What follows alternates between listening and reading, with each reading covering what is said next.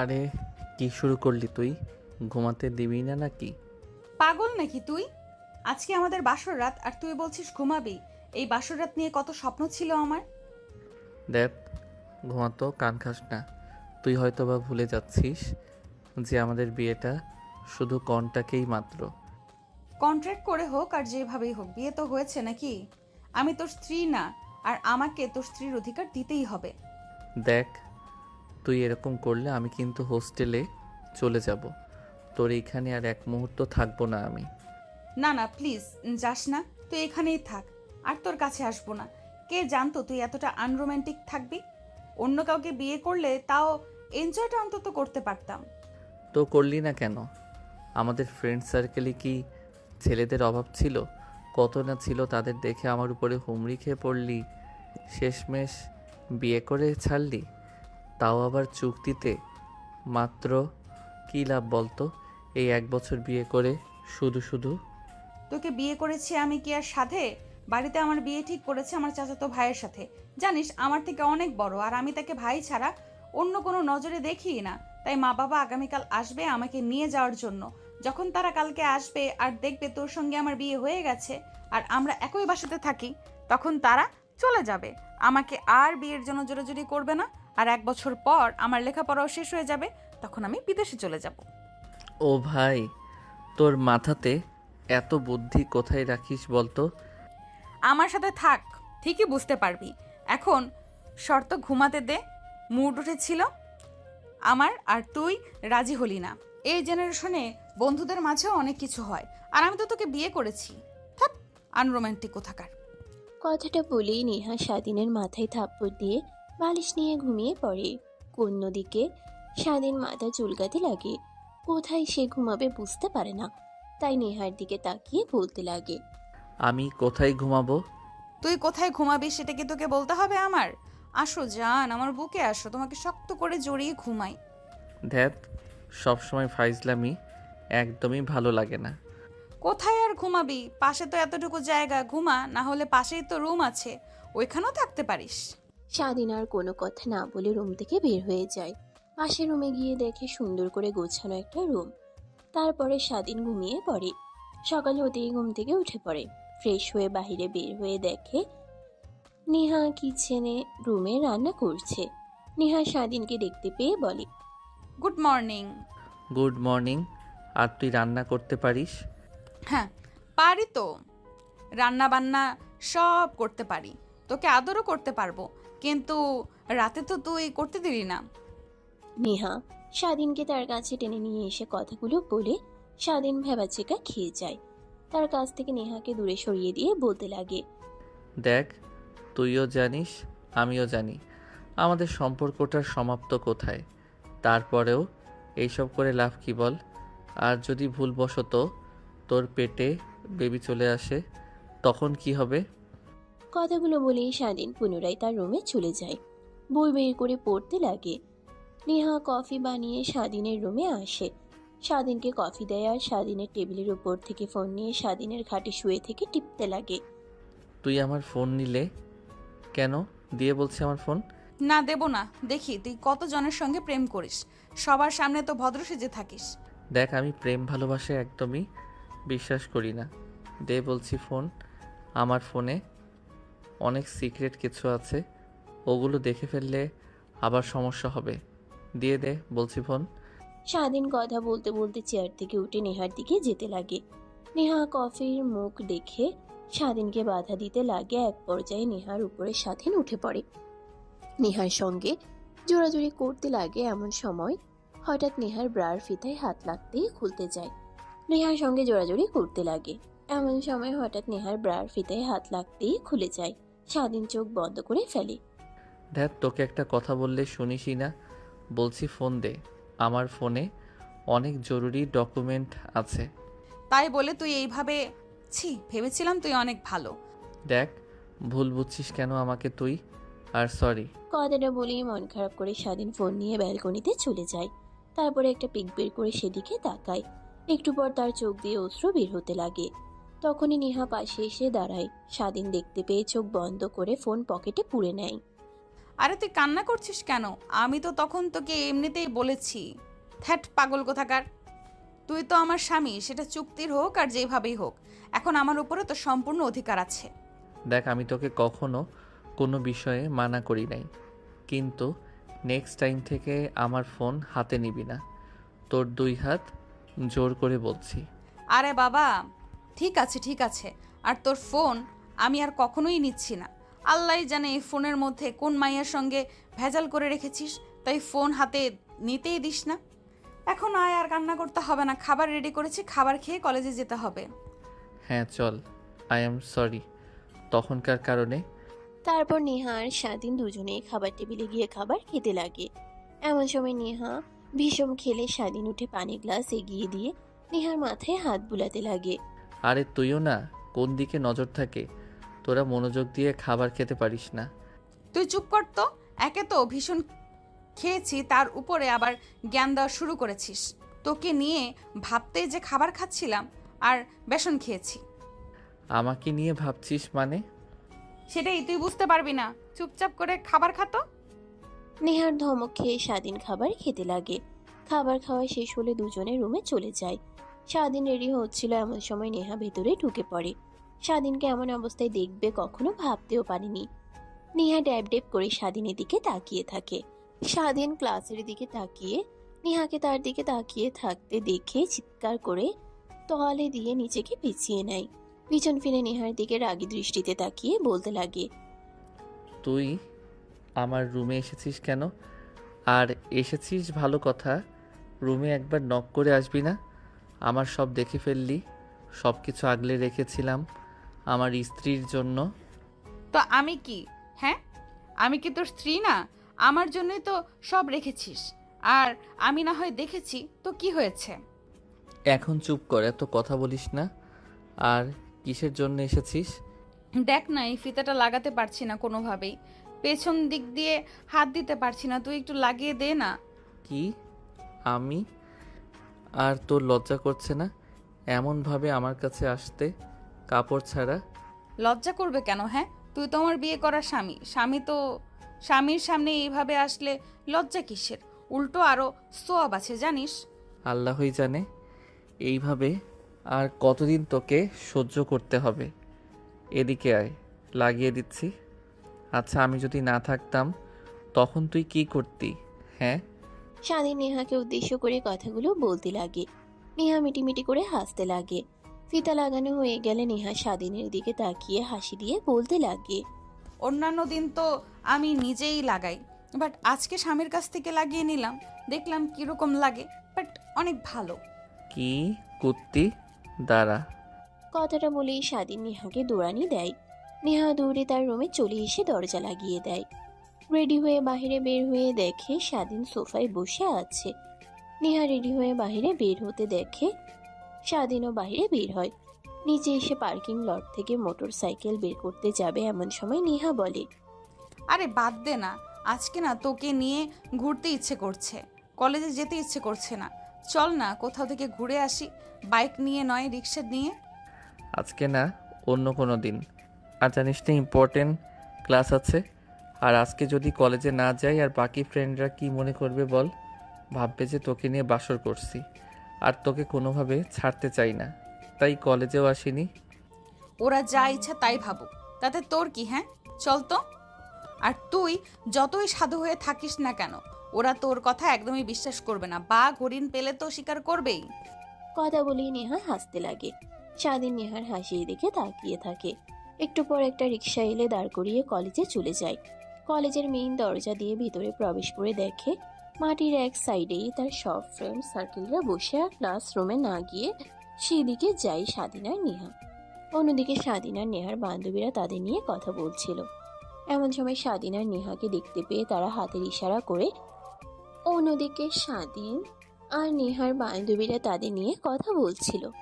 এমন সময় স্বাধীন আর নেহাকে দেখতে পেয়ে তারা হাতের ইশারা করে, স্বাধীন আর নেহা হাতের ইশারা করে, তারপর তাদের কাছে এসে বসে পড়ে। তা দোস্ত, বাসরাত কেমন হলো? বিড়াল কিভাবে মারতে হয় রে, আমাদের একটু শিখিয়ে দে। তুই আর আফসানা মিম যেইভাবে আবাসিক হোটেলে গিয়ে বিড়াল মারিস, ঠিক ওইভাবেই মারতে হয়। আর আমারও এক্সপিরিয়েন্স নেই ভাই। তুই একটু বল কিভাবে মারতে হয়। ধ্যাত কি বলিস তুই, এসব মাঝে ঠিক আছে? আফসানা মিম আবার হোটেলে? কেন? যা সত্যি তাই বললাম। আমি তো ভুল কিছু বলিনি। আর এই মিম কথা বলছিস না কেন? আমি কি মিথ্যা বলেছি? ধ্যাত বাল, তোকে প্রশ্ন করে আমার ফুল হয়েছে। বাপ ক্ষমা করে দে। আর হাড়ের মধ্যে হাড্ডি ভাঙাতে হবে না তোকে। তো চুপ করে বসে থাক। যদি কোনো টপিক খুঁজে না পাস তাহলে পড়াশোনা নিয়ে চিন্তা কর। তাও আজে বাজে প্রশ্ন করবি না আমাকে। আরে বাল, ওর কথা বলিস না তো। কি একটা আনরোম্যান্টিককে বিয়ে করেছি। আগে যদি জানতাম তাহলে ওকে বিয়ে করতাম না, তোকেই বিয়ে করতাম। তুই সাইফুলকে বিয়ে করতে মানে?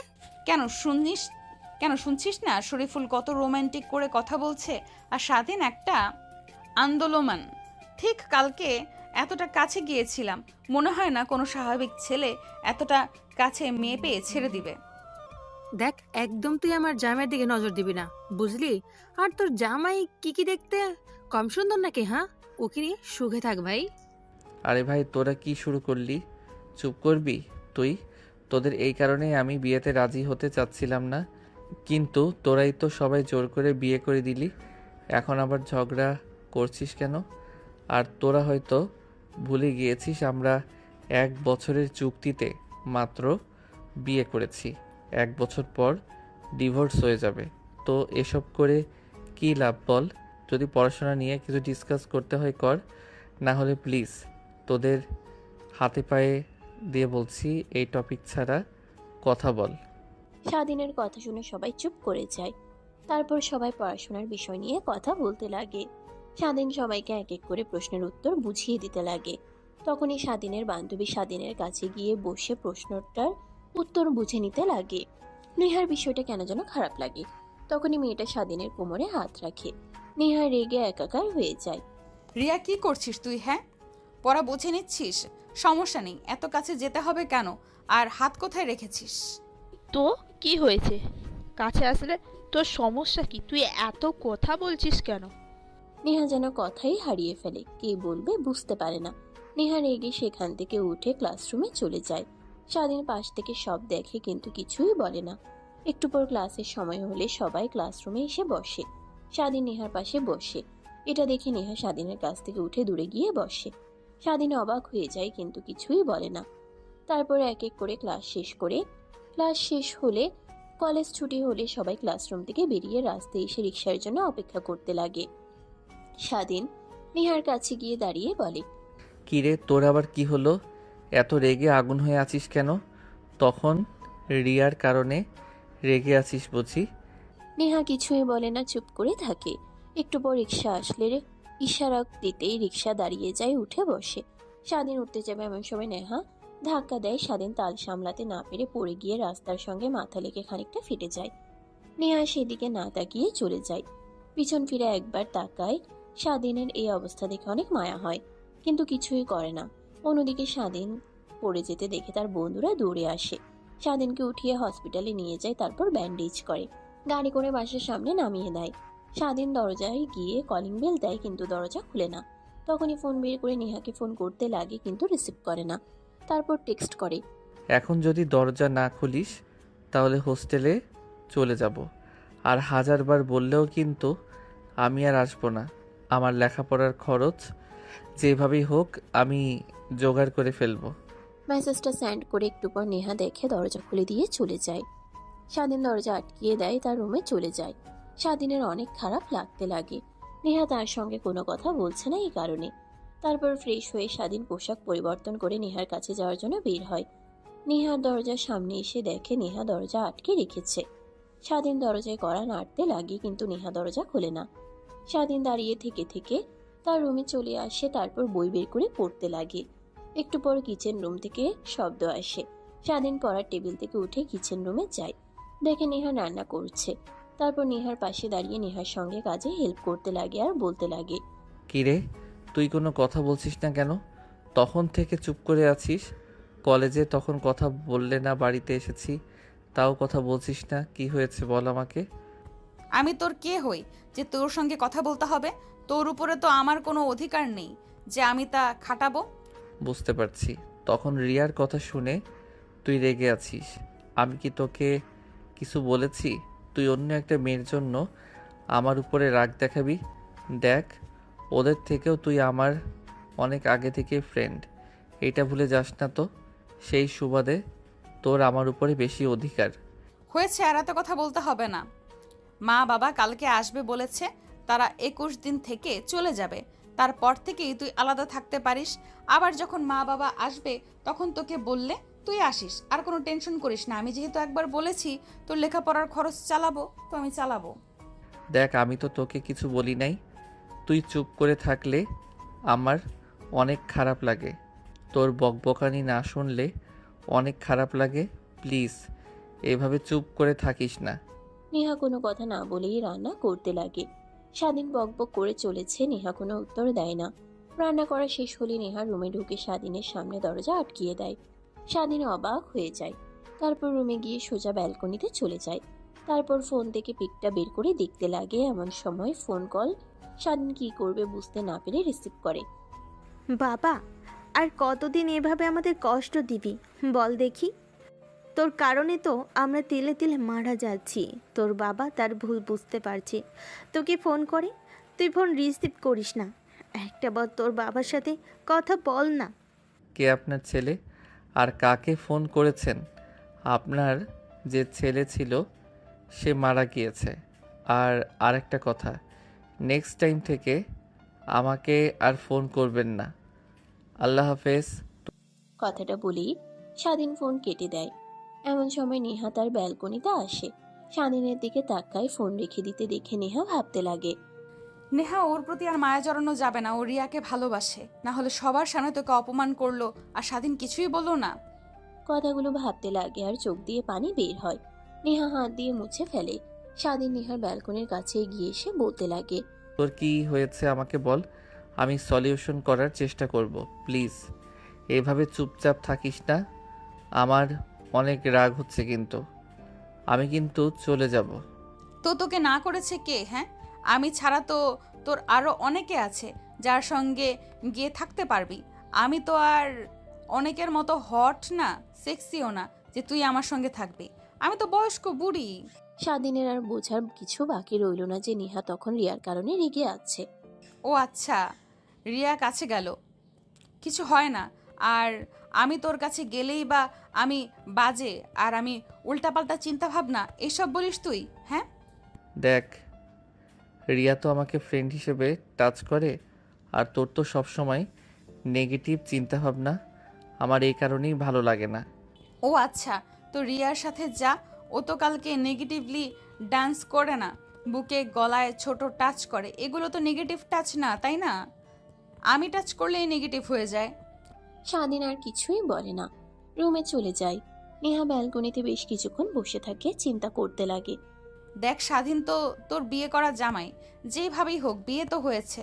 তোর উচিত হবে মেয়েদের কাছ থেকে তাকে দূরে দূরে রাখা। উল্টো তুই তা না করে রেগে আছিস। যা স্বাধীন, গিয়ে তোর কাছে টেনে নে। কথাগুলো ভেবেই নেহা চোখ মুছে ফেলে। তার রুম থেকে বের হয়ে স্বাধীনের রুমে আসে। দেখে স্বাধীন পড়ার টেবিলে বসে পড়ছে।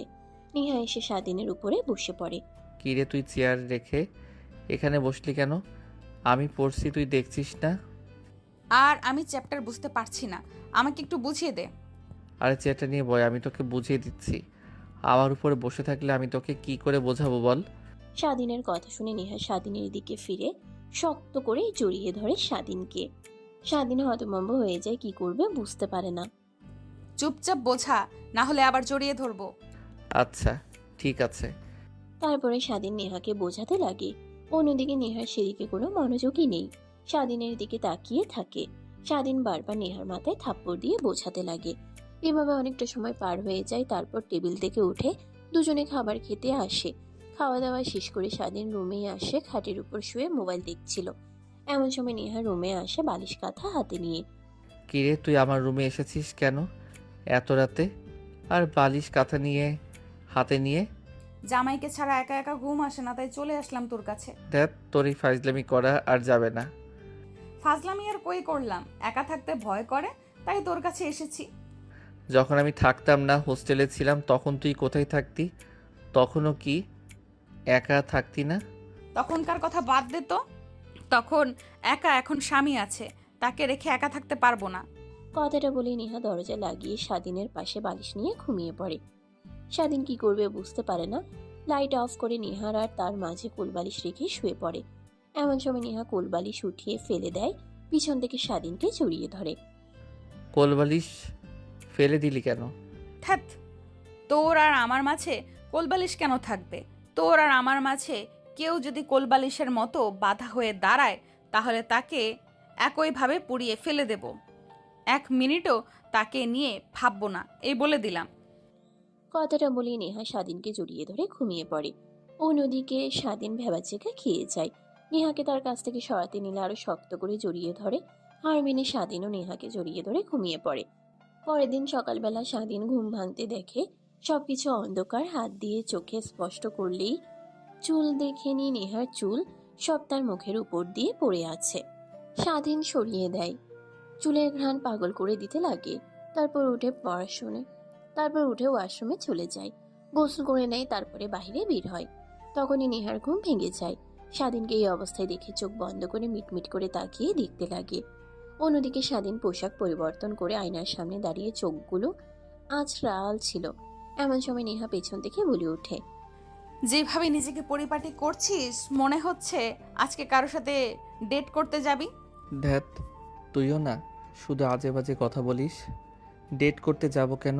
এমনিতেই দেখিস না সবাই নিজেকে পরিপাটি করে যায়, তাদের থেকে ভিন্ন হয়ে যাব। তখন তারা বলবে নেহার জামাই ভিখারি সেজে কলেজে এসেছে। হয়েছে, আর আলো দিতে হবে না। আর তুই আজ কলেজে যাবি না, আমার ভালো লাগছে না, পেটে অনেক ব্যথা করছে। তুই যাবি না তো কি হয়েছে? তা আমিও কি কলেজে যাব না নাকি? আমার তো আর পেটের ব্যথা নাই। তুই শুয়ে থাক, কিছু লাগলে আমাকে ফোন করিস, চলে আসবো। তোকে একা কলেজে যেতে দেই আর তুই গিয়ে রিয়ার সঙ্গে ফষ্টি নষ্টি শুরু করিস, তাই না? তা একদমই হবে না। আমি বলেছি তুই কলেজে যাবি না, তো কলেজে যাবি না। আমি সুস্থ হলে তখন গিয়ে তুই বন্ধুদের কাছ থেকে অ্যাসাইনমেন্ট নিয়ে নিস। এত কি বলিস না তুই? আমার যেরকম ফ্রেন্ড রিয়া ঠিক একই ফ্রেন্ডের থেকে বেশি কিছু না। আমি যেহেতু একবার বলেছি তুই কলেজে যাবি না, সো তো যাবি না, চুপচাপ এখানে বসে থাক। নেহার কথাই যেন স্বাধীন কোনো পাত্তাই দেয় না। সে রেডি হতে লাগে, নেহার রাগ হয়ে যায়। বেড থেকে উঠে স্বাধীনের কাছে যায়, চুলগুলো এলোমেলো করে দেয়, শার্টের প্রথম খুলে দেয়, ইন নষ্ট করে দেয়। কি হলো, এতক্ষণ ধরে রেডি হচ্ছি আর তুই কিনা সব? চোখ একদম চোপ। এত কথা বলছিস কেন? আমাকে এই অবস্থায় রেখে তুই কলেজে যাবি? তোর কি মনে মায়া নেই আমার জন্য? পোশাক চেঞ্জ করে সোজা কিচেন রুমে যাবি আর আমার জন্য রান্না করবি। যা, অনেক খিদে লেগেছে, সকাল কম হয়নি। ঠিক আছে, কি খাবি তুই? তুই যা পারিস তাই রান্না কর। তারপর স্বাধীন পোশাক পরিবর্তন করে কিচেন রুমে চলে যায়। তারপরে রান্না করতে লাগে। রান্না করা শেষ হলে টেবিলে গুছিয়ে রাখে, রুমে গিয়ে ফ্রেশ হয়ে নেয়। চল, রান্না করেছি, খাবি চল। তুই কি পাগল? বুঝতে পারছিস না আমার অবস্থা? এখান থেকে উঠে 1 পা যাবার শক্তি আমার কাছে নেই, প্রচণ্ড ব্যথা করছে পেট। আর তুই কিনা সেখানে বলছিস উঠে খাবার টেবিলে যেতে। তো কি করব? তোকে কি এইখানে নিয়ে এসে খাইয়ে দেব নাকি আমি? তা দরকার হবে না, আমাকে কোলে তুলে নিয়ে টেবিলের কাছে নিয়ে যা, আমি খাবার খেয়ে নেই, আবার তুই আমাকে কোলে নিয়ে আসিস। তারপর স্বাধীন নেহাকে কোলে তুলে নেয়। নেহা স্বাধীনের গলা জড়িয়ে ধরে, খাবার টেবিলের সামনে নিয়ে যায়, নেহাকে বসিয়ে দেয় চেয়ারে। তারপর খাবার বেড়ে দেয়, দুজনে খাবার খেয়ে নেয়। নেহার পেটে ব্যথা আরো দ্বিগুণ হয়, পেট ধরে কান্না করতে লাগে। নেহার পেটে ব্যথা আরো দ্বিগুণ হয়, পেট ধরে কান্না করতে লাগে। আচমকা কান্না করায় স্বাধীন অবাক হয়ে যায়। স্বাধীন চেয়ার থেকে উঠে নেহার কাছে আসে, মাথায় হাত বুলিয়ে দেয় আর বলতে লাগে, নেহা, কি হয়েছে তোর? কান্না করছিস কেন এইভাবে? অনেক ব্যথা করছে আমার, কি করব বুঝতে পারছি না। ব্যথায় পেট ছিঁড়ে যাবার মতো উপক্রম হয়েছে। কি বলছিস তুই? এটা তো মোটেও ভালো লক্ষণ নয়। চল ডাক্তারের কাছে যাই। স্বাধীনের কথা শুনে নেহা রেগে তাকায়। আরে গর্ধপ, তুই কি কিছুই বুঝতে পারছিস না? এই পেটে ব্যথা ডাক্তারের কাছে গেলেও ঠিক হবে না, পিরিয়ডের ব্যথা শুরু হয়েছে। ও আচ্ছা, তা এখন কি করব? তোকে কিছুই করতে হবে না, আমাকে রুমে দিয়ে আয়, তাহলেই হবে। তারপর স্বাধীন নেহাকে কোলে করে তার রুমে রেখে আসে। তারপর স্বাধীন রুমে বসে থেকে মোবাইল দেখছিল। এমন সময় নেহার চিৎকার যেন দ্বিগুণ হয়। স্বাধীনের ভয় হতে লাগে। কি করবে বুঝতে না পেরে, তার কোনো অভিজ্ঞতাও নেই কি করতে হয় এই সময়, তাই গুগলে সার্চ দেয়। বেশ কিছু টিপস পায়। তারপর কিচেন রুমে চলে যায়। গরম পানি করে একটা তোয়ালে নিয়ে নেহার রুমে আসে। গরম পানিতে তোয়ালে ভিজায়, কিন্তু নেহার পেটে কিভাবে ধরবে বুঝতে পারে না সে। এই তোয়ালেটা তোর পেটে চেপে ধর, দেখ বিয়ে ঠিক হয়ে যাবে আর আগের মতো অতটা ব্যথা করবে না। ব্যথাতে আমার জীবন বেরিয়ে যাওয়ার উপক্রম, আর তুই কিনা বলছিস হাত দিয়ে ধরে রাখবো। কথাটা বলে নেহা চিৎকার করতে লাগে। স্বাধীন কি করবে বুঝতে পারে না। নেহার চিৎকার শুনে স্বাধীন ভয় পেয়ে যায়। নিজের অজান্তেই নেহার উপর থেকে ত্রিপিস সরিয়ে পেটের উপর তোয়ালে আর চেপে ধরে। ক্রমশই নেহার চিৎকার কমতে লাগে। স্বাধীন নেহাকে আরো ভালোভাবে তোয়ালেটা পেটে চেপে ধরে রাখে। দেখতে দেখতে নেহার পেটে ব্যথা ক্রমশই কমে যায়। স্বাধীন উঠে তার রুমে চলে যায়। অন্যদিকে নেহা ভাবতে লাগে, কি একটা বলদ রে বাবা, বুঝতেও পারে না কোন মেয়েদের পেটে ব্যথা করে, কিন্তু কিভাবে জানলো যে গরম পানির তাপ পেটে দিলে ঠিক হয়ে যায়? নাকি এর আগেও কোনো মেয়েকে ছিছি এসব। স্বাধীন রুমে বসে থেকে ফোন দেখছিল। এমন সময় রিয়া ফোন করে। কিরে, তোদের দুজনকে আজ কলেজে কোথাও দেখলাম না। কলেজে আসিসটি নাকি? না রে, আশা হয় নাই। হ্যাঁ, বুঝতেই পারছি নতুন নতুন বিয়ে করেছিস। রেখে কি আর কলেজে আসতে ইচ্ছা করে? নিশ্চয়ই দুজন অনেক এনজয় করছিস তোরা। দেখ, কি বলিস না তুই। আমাদের বিয়ে কি কারণে হয়েছে সেটা তোরা সবাই জানিস। তারপরও আজে বাজে চিন্তা তোরা কেন যে করিস। হয়েছে হয়েছে, একটা ছেলে একটা মেয়ে একই ফ্ল্যাটে থাকিস আর তোদের মধ্যে কিছুই হয় না, এটা বললে কেউ বিশ্বাস করবে না। আচ্ছা রাখি ফোন, এখন ক্লাসে স্যার আসছে। আরে শোন আমার কথা। দেখ, ফোনটা কেটে দিল। এদেরকে কিভাবে যে বোঝাবো। আর আসলে বিয়েটা করা ঠিক হয় নাই। লেখাপড়ার খরচ সেইভাবে হোক চালিয়ে নিতে পারতাম। নেহার বাবা মা আসুক, তাদের সঙ্গে পরিচয় হলে তারা চলে গেলেই আমি নেহার থেকে আলাদা হয়ে যাব। এভাবে থাকলে সবাই নেগেটিভ নিয়ে ভাবে আর উল্টাপাল্টা কথা বলবে। কিরে, কি ভাবছিস এইভাবে তুই? কখন থেকে ডাকছি রুমের মধ্যে থেকে, তোর কানে যায় না? শেষে উঠে আসতে হলো আমার। মানে কিছু বলবি তুই? হ্যাঁ, আমার না এই প্যাকেটটা লাগবে, প্লিজ নিজের ফার্মেসিতে কিনে দিতে পারবি? কি আর কিসের প্যাকেট? আরে গর্ত, বুঝতে পারছিস না এখন কি লাগে আমাদের সেই প্যাকেটটা? সত্যি আমি জানি না, বুঝিয়ে বল, না হলে কিভাবে আনবো। বুঝতে পারছি, তোকে বললে কোনো লাভ হবে না। তোকে এসএমএস করে দিচ্ছি, তুই নিচে গিয়ে দোকান থেকে নিয়ে আসিস। আর এই নে টাকা। কথাটা বলেই নেহা স্বাধীনের হাতে টাকা গুজে দিয়ে তার রুমে চলে যায়। অন্যদিকে স্বাধীন ভাবতে লাগে। কি এমন যে আমাকে বুঝিয়ে বলতে পারবি না? তখনই নেহার মেসেজ আসে। স্বাধীন দৌড়ে নিচে চলে যায়। ফার্মেসি গিয়ে দোকানদারকে মেসেজ দেখাতেই হেসে ওঠে। কি মামা বিয়ে করছেন বুঝি নতুন বউ, তাই মুখে বলতে শরম পায়, মেসেজ করে বলছে। সেটা ঠিক, আজ আপনি কি করে জানলেন যে নতুন বিয়ে করেছি আমি? এই বয়সে আমাদের এরকমই হতো। কথাটা বলে দোকানদার হাসতে লাগে।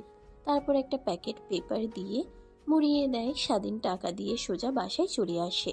নেহা রুমে কড়া নাড়ে। নেহা পারমিশন দিলে প্যাকেটটা হাতে দেয়। চলে আসতে যাবে, আবার ঘুরে নেহার কাছে যেয়ে বলে, ওর মধ্যে কি আছে যে দোকানদার আমার দিকে তাকিয়ে হাসছিল আর বলছিল নতুন বিয়ে? বলত, তোকে এসব জানতে হবে না, যা রুমে। আচ্ছা, তুই যে বলেছিলি আঙ্কেল আন্টি আসবে আজকে, কখন আসবে তারা? আমিও তো জানি না, ফোন করেছিল সেই 3 দিন আগে, আর ফোন করেনি। আমিও ফোন করিনি, কখন আসবে কে জানে। মানে আমি চাচ্ছিলাম যে আঙ্কেল আন্টি আসলে আমি বাসা থেকে চলে যাব। অনেকেই অনেক কথা বলে, আর তুই তো জানিস আমাদের বিয়েটা কেন হয়েছে। তোর সেটা শেষ হলেই তো হলো নাকি? তোর ইচ্ছা, তুই যা ভালো মনে করিস তাই করিস। কথাটা বলে নেহাও শুনে চলে যায়। স্বাধীন সেখানে আর না থেকে রুমে চলে আসে। দেখতে দেখতে দিনটা পেরিয়ে যায়। রাতে স্বাধীন রান্না করে খাবার টেবিলে নেহাকে ডাক দেয়। নেহা খাবার খাচ্ছিল, আবার সকালের মতো খাবার খেতে খেতে নেহা চিৎকার করে ওঠে। স্বাধীন ভয় পেয়ে যায়। খাবার রেখে নেহার কাছে যায়। নেহা তো স্বাধীনের হাত শক্ত করে জড়িয়ে ধরে। তারপর স্বাধীন পানি খাইয়ে নেহাকে নিয়ে তার রুমে চলে যায়। খাটে শুয়ে দিয়ে কিচেন রুমে গিয়ে পানি গরম করে তোয়ালা দিয়ে পেটে চাপ দিতে লাগে। এইভাবে অনেকটা রাত হয়ে গেলে স্বাধীন নেহার পাশে ঘুমিয়ে পড়ে। পরের দিন সকালবেলা স্বাধীনের ঘুম ভেঙে যায়। দেখে নেহা তার দিকে অপরূপ দৃষ্টিতে তাকিয়ে আছে। স্বাধীনকে তাকাতে দেখে নেহা চোখ বন্ধ করে ফেলে। স্বাধীন দেখেও না দেখার ভান করে ফ্রেশ হয়ে ব্যাগ কাঁধে নিয়ে কলেজের উদ্দেশ্যে বেরিয়ে পড়ে। নেহা কিছু বলতে গিয়েও বলতে পারে না, রাগে গজগজ করতে লাগে। অন্যদিকে স্বাধীন কলেজে চলে যায়। তারপরও তার বন্ধুদের কাছে গিয়ে বসে আড্ডা দিতে লাগে। তখনই পাশ থেকে রিয়া উঠে বলতে লাগে, কি রে, তুই যে একা, তোর বউয়ের সাথে আসিসনি? দেখ রিয়া, তুই ভালো করে জানিস আমাদের সম্পর্কটাকে, তারপরেও এই উল্টাপাল্টা কথা তুই কেন বলিস? হ্যাঁ, ফোনে উল্টাপাল্টা কথা বলেছিস, আমি কিছুই বলিনি। তোদের সঙ্গে আর কথাই বলবো না আমি। দেখ, তুই যতই না করিস না কেন, বিশ্বাস দেবে না। আর আমি তো তোকে ছোট থেকেই চিনি, তুই মোটেও এমন ছেলে না। তারপরও আমারও কেন যেন সন্দেহ মনে হয় নেহা যে পরিমাণ লুচি, একসময় তোকে না খেয়ে রেখে দিয়েছে। কথাটা বলেই সবাই হাসতে লাগে। স্বাধীনের অনেক রাগ হয়। সেখান থেকে উঠে লাইব্রেরিতে গিয়ে বই পড়তে লাগে। তখনই পাশে চেয়ার থেকে একটা মেয়ে স্বাধীনের দিকে হাতে গিয়ে দিয়ে বলে, হাই, কেমন আছেন? আলহামদুলিল্লাহ, ভালো। বাসা, আপনি কে? আমাকে চিনতে পারবেন না। আমি আর আপনি একই ক্লাসে পড়ি, বাট কখনো কথা হয়নি। আমরা কি ফ্রেন্ড হতে পারি? অবশ্যই। কথাটা বলেই স্বাধীন মেয়েটার সঙ্গে হ্যান্ডশেক করতে লাগে। রিয়া পিছন থেকে দেখে কয়েকটা পিক তুলে নেয়। তারপর সেগুলো এডিট করে কাছে নিয়ে এসে নেহার কাছে পাঠিয়ে দেয়। নেহা পিকগুলো তো দেখে রেগে একাকার হয়ে যায়। কাছে থাকা জি টেবিলটা হাত দিয়ে আছাড় দিয়ে ভেঙে ফেলে। পুরো ঘর তছনছ করে ফেলে। অন্যদিকে স্বাধীনের কলেজ ছুটি হলে বাসায় চলে আসে। দরজায় কলিং বেল দিলে দরজা খুলে না, চাবি দিয়ে খুলে ভিতরে আসে। নেহার রুমে দরজা খোলা দেখিয়ে দেখেনি, আর রুমটা তছনছ হয়ে আছে, ভয় পেয়ে যায়। তখনই দেখে রক্তে লাল হয়ে আছে ফ্লোর। ধীরে ধীরে রক্তই ইশারা করে যেতেই দেখে নেহা ব্যালকনিতে বসে আছে। স্বাধীন ধরে নেহার কাছে যায়, হাত তুলে দিয়ে বেঁধে দিতে দিতে বলে, কি করেছিস তুই? হ্যাঁ, কেউ এভাবে ঘরের আসবাবপত্র ভেঙে ফেলে? হাত কেটে গিয়েছে, রক্তে লাল হয়ে আছে। এভাবে রক্ত বের হতে থাকলে তো তুই মারা যাবি। আমি মারা গেলে তাতে তোর কি? হাত তুই তো তখন বেশ অন্য মেয়েদেরকে নিয়ে আনন্দ ফুর্তি করতে পারবি। দেখ, কি বলিস এসব তুই? হ্যাঁ, তারপর নেহা স্বাধীনের দিকে ফোনটা এগিয়ে দেয়। স্বাধীন পিকগুলো দেখে অবাক হয়ে যায়, তার নিজেরও রাগ হতে লাগে। বিশ্বাস করে এই ছবিতে দেখছিস তা এডিট করা। হ্যাঁ, মেয়েটার সঙ্গে আমি কথা বলেছি, হ্যান্ডশেক করেছি, বাট তুই দেখছিস কাঁধে হাত দেওয়া, কিস করাটা সম্পূর্ণ এডিট করা। আর আমি তো তাকে আজকের আগে কখনো দেখিনি। ব্যাস, অনেক অভিনয় করেছিস তুই, আর অভিনয় করতে হবে না। দরজা খোলা আছে, তুই বাহির হয়ে যেতে পারিস। তোকে দরকার হবে না। আর ডিভোর্স, এটা তোকে সময় মতো পাঠিয়ে দেব। তখনই দরজায় কলিং বেল বেজে ওঠে। স্বাধীন অবাক হয়ে যায়, এখন আবার কে আসলো। তারপর উঠে গিয়ে দরজা খুলে দিতেই দেখে দুটা মধ্যবয়স্ক লোক। স্বাধীনকে দেখে তারা যেন অবাক হয়ে যায়। আসসালামু আলাইকুম, কাকে চান? বাবা, এটা নেহার বাসা না। ভিতরে আসেন, বসেন বসেন। তা বাবা, তুমি কে? তোমাকে তো চিনতে পারলাম না, এর আগে কখনো তো দেখিনি। স্বাধীন কিছু বলতে যাবে, এর আগে নেহা তার রুমের দরজার সামনে দাঁড়িয়ে বলতে লাগে, মা কই আমার ফ্রেন্ড? ও আচ্ছা, থাকো বাবা, তুমি দাঁড়িয়ে আছো কেন? বসো। না আন্টি, সমস্যা নেই, আপনারা থাকেন, আমি আসছি। মিথ্যা বললে কি আর হয় বাবা, বসো, এখানে কথা বলি। মা, কথা বলতে হবে না, তুই বাসা থেকে চলে যা। আর মা, তোমরা তো এসেছো আমাকে নিয়ে যাওয়ার জন্য, চলো, আমি রেডি তোমাদের সঙ্গে যাওয়ার জন্য, আর তোমাদের পছন্দ করা ছেলেকে বিয়ে করার জন্য। এতদিনে তোর মাথাটা অন্তত খুলেছে। একটু আগে তো আসলাম, কালকে যাই, আজকে যেতে হবে? হ্যাঁ বাবা, আবার কিছুদিন পর থেকে পরীক্ষা শুরু হবে, তখন এইসব প্যারা দিতে পারবো না, চলো বাড়িতে যাব। নেহার কথা শুনে স্বাধীনের অনেক কষ্ট লাগে, কিন্তু বুঝতে দেয় না। দরজা দিয়ে বের হয়ে বাইরে চলে আসে। কি করবে সে নিজেও জানে না। তখন রিয়া তার সামনে এসে গাড়ি দাঁড় করায়। কে তুই? এইখানে দাঁড়িয়ে আছিস ব্যাগ কাঁধে নিয়ে, বাসায় যাসনি?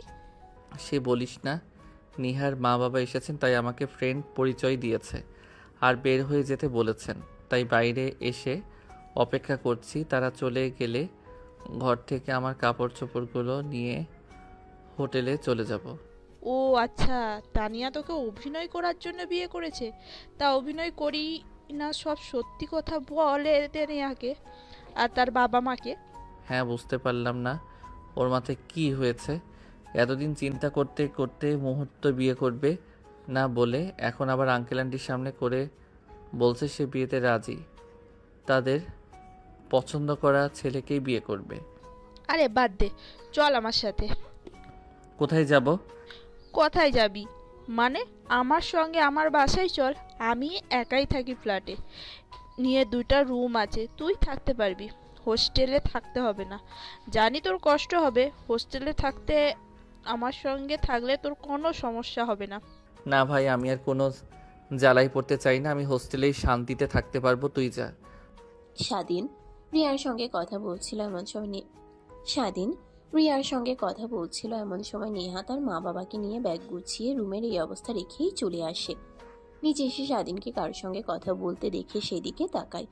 হাত দেখে নেহা বুঝতে পারে কোনো মেয়ের হবে। তখনই সেই পিকটার কথা মনে পড়ে যায়।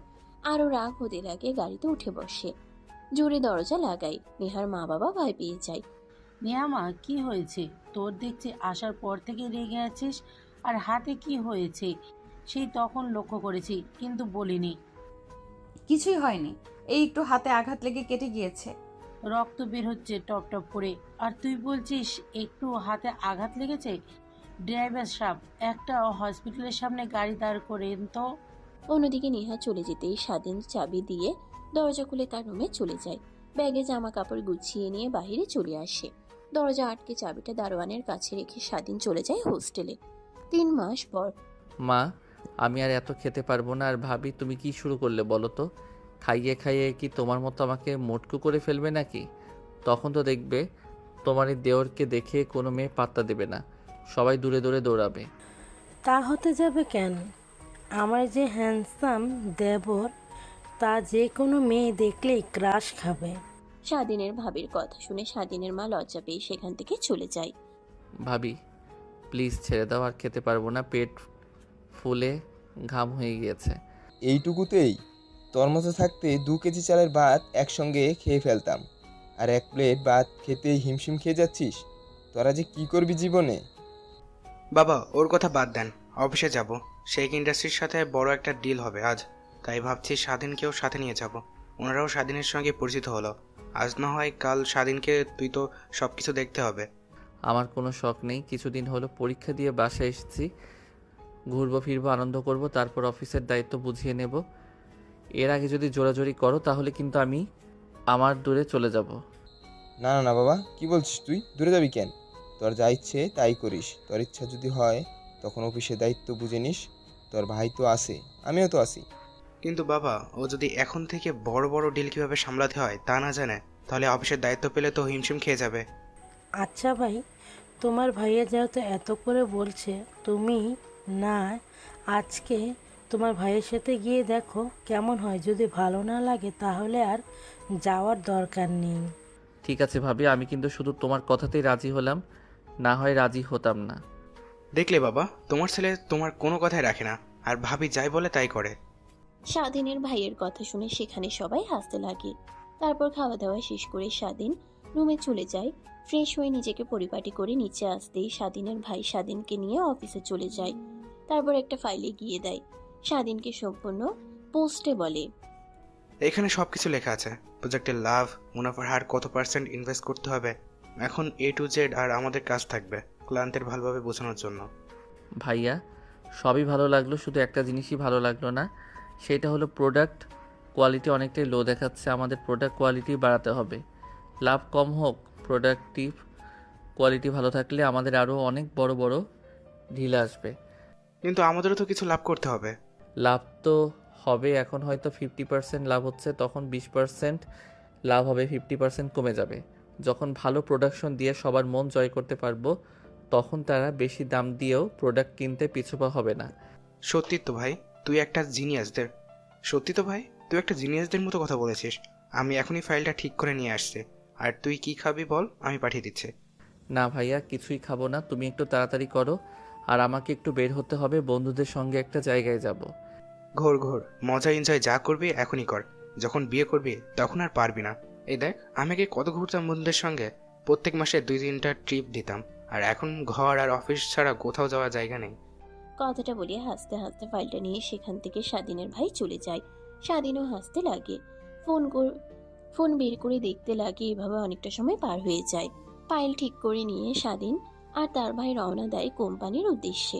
একটু পর নিয়ে পৌঁছায় কনফারেন্স রুমে চলে যায়। তারপর স্বাধীনের ভাই ফাইলটা সম্পূর্ণ বোঝাতে লাগে। স্বাধীন তাদের দিকে তাকিয়ে দেখে খুব একটা মনোযোগ দিচ্ছে না। স্বাধীন বুঝতে পারে তারা এই ডিলটা নিতে ইচ্ছুক নয়।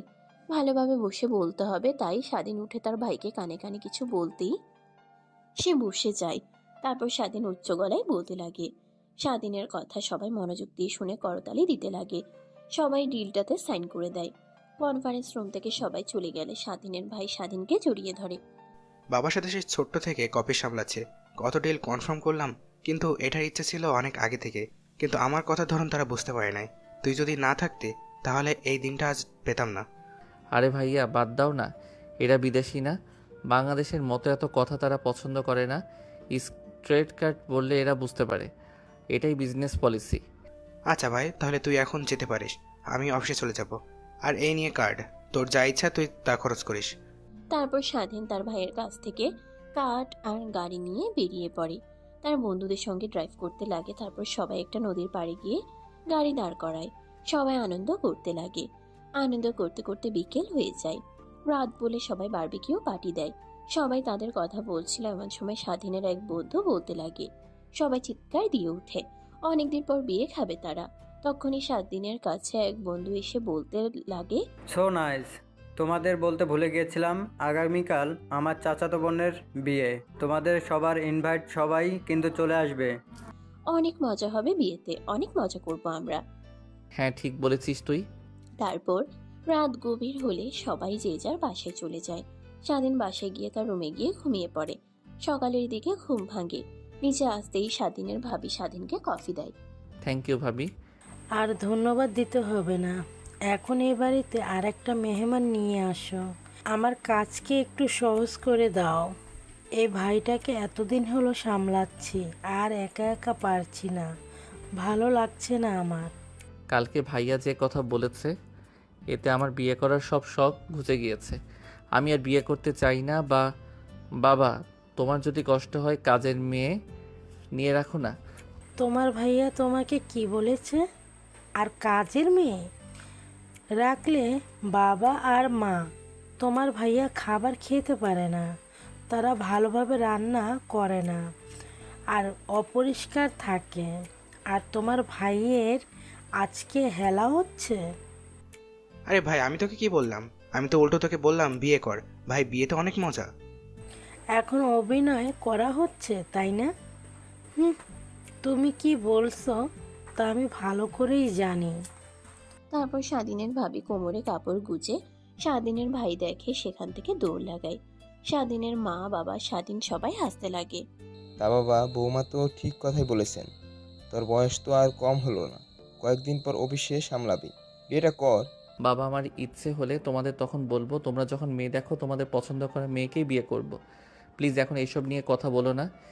ও আচ্ছা, ঠিক আছে। তোকে তো বলতে ভুলেই গেছিলাম, আমার একটা ফ্রেন্ডের মেয়ের বিয়ে আজকে, আমাদের সবাইকে ইনভাইট করেছে, আমরা সবাই যাব, সঙ্গে তো কেউ যেতে হবে। কি বলো বাবা, আমি তো যেতে পারবো না। আমার এক ফ্রেন্ডের চাচাতো বোনের বিয়ে আজকে, তাকে কথা দিয়েছি আমি যাব, তাই তোমরা সবাই যাও। আমি না হয় আমার ফ্রেন্ডের চাচাতো বোনের বিয়ে হয়ে যাচ্ছে। আচ্ছা বাবা, তুই নিজের খেয়াল রাখিস। হ্যাঁ, আমরা সবাই একটু পরে বের হব। যেতে বলেছে অনেক দিন আগেই, কিন্তু বিয়ের দিন যাচ্ছি, তাই কি যে করে আমাকে। কথাটা বলেই স্বাধীনের মা বাবা উঠে তাদের রুমে যায় রেডি হওয়ার জন্য। স্বাধীন কফি শেষ করে খাবার খেয়ে নেয়। তারপর রুমে গিয়ে একটা লম্বা ঘুম দেয়। ফোনের শব্দে ঘুম ভাঙে, হাতে নিয়ে দেখে তার বন্ধু। এখনো কি তুই পড়ে পড়ে ঘুমাচ্ছিস নাকি? তোর বাসার সামনে কখন থেকে দাঁড়িয়ে হরেন দিচ্ছি, 5 মিনিটের মধ্যে তুই যদি না আসিস তাহলে তোর দরজা ভেঙে তোকে উঠিয়ে নিয়ে আসবো শালা। আচ্ছা, আর ওয়েট দ্বারা তোদের দরজা ভাঙতে হবে না, আমি আসছি। তারপর স্বাধীন উঠে তড়িঘড়ি করে ফ্রেশ হয়ে নিজেকে পরিপাটি করে বাইকের চাবি নিয়ে নিচ্ছে নামে। তারপর এই তোর আসার সময় হলো, সব বন্ধুরা আমার বাড়িতে অপেক্ষা করছে, কিন্তু তোর আসার কোনো নামগন্ধই নেই। তাই চলে আসলাম তোকে নিয়ে যাওয়ার জন্য। বাইক রেখে আয়, আমার বাইকে চল। আর রাস্তায় একটু কাজ আছে, মার্কেটে যেতে হবে। আচ্ছা চল। তারপর স্বাধীন তার বন্ধুর বাইকের পিছে উঠে বসে। স্বাধীনের বন্ধু বাইক চালাতে লাগে। তারপর দোকানে গিয়ে বেশ কিছু ফুল আর পাঞ্জাবি শেরওয়ানি কিনে নিয়ে আসে। তারপর একটা বাড়ির সামনে গিয়ে গাড়ি দাঁড় করায়। স্বাধীন নেমে পড়ে। গাড়ি পার্কিং লটে রেখে স্বাধীন কি নিয়ে তার বন্ধু বাসার ভিতরে প্রবেশ করে। তখনই সামনের দিকে তাকাতেই স্বাধীন অবাক হয়ে যায়, কারণ তার মা বাবা, স্বাধীনের মা বাবা উঠে স্বাধীনের কাছে আসে। বাবা তুই এসেছিস? তুই না বললি তোর কোন ফ্রেন্ডের চাচাতো বোনের বিয়েতে যাবি? হ্যাঁ বাবা, এটাই তো আমার ফ্রেন্ড, আর এই তো নিয়ে এসেছে। আসসালামু আলাইকুম আঙ্কেল। স্বাধীন আপনার ছেলে? আমি তো জানতামই না আঙ্কেল। ও আচ্ছা, তাহলে যা যা যা, সবাইকে মজা কর। তারপর স্বাধীনের বন্ধু তাকে নিয়ে তার রুমে চলে যায়। তাকে আগে থেকেই তার সকল বন্ধুরা বসে আছে। তারপর সবাই মিলে আনন্দ করতে লাগে। এমন সময় কে যেন দরজায় কড়া নাড়ে। স্বাধীনের বন্ধু গিয়ে দরজা খুলে দেয়। তখনই একটা মেয়ে ভিতরে প্রবেশ করে। স্বাধীন সেই দিকে তাকিয়ে অবাক হয়ে যায়, সঙ্গে মেয়েটাও। কিন্তু কাউকে কিছু বুঝতে না দিয়ে নেহা বলে, ভাই তুই প্লিজ বিয়েটা ভেঙে দে, আমি বিয়ে করতে চাই না। কি বলছো আপু? তোমার মাথা ঠিক আছে? বিয়ে করবে না মানে? বাবা চাচা সবাইকে ইনভাইট করেছে, চলে এসেছে। তুমি এখন যদি বিয়ে না করো সবার সামনে মুখ দেখাতে পারবে? সেইটা হয়তো বা জানি না, বাট আমি বিয়ে করলে কখনো সুখী হতে পারবো না। তুই কি চাস তোর বোন সবসময় অসুখী থাক? না। তাহলে প্লিজ বিয়েটা কিভাবে ভাঙবে সেটা নিয়ে ভাব। আচ্ছা আপু তুমি যাও, আমি দেখছি কিভাবে বিয়ে ভেঙে দেওয়া যায়। তারপর স্বাধীনের বন্ধু রুমের দরজা লাগিয়ে তাদের কাছে আসে। তোরা তো সব শুনতেই পারলে, এখন কি করবি কর। আমার মাথায় কোনো হাই দিয়ে আসছে না। দেখো, যেহেতু সবাইকে ইনভাইট করা হয়েছে, একটু পর বরযাত্রী চলে আসবে। সেও তো আর কোনো পথ খালি নেই, শুধু একটা পথ ছাড়া, তোর বোনকে নিয়ে পালিয়ে যেতে হবে। কি বলিস তুই? মাথা ঠিক আছে? পালিয়ে যেতে হবে মানে? এখন কোনো পথ আর খালি নাই, সব পথ বন্ধ, তাই পালানোই সব শেষ বুদ্ধি।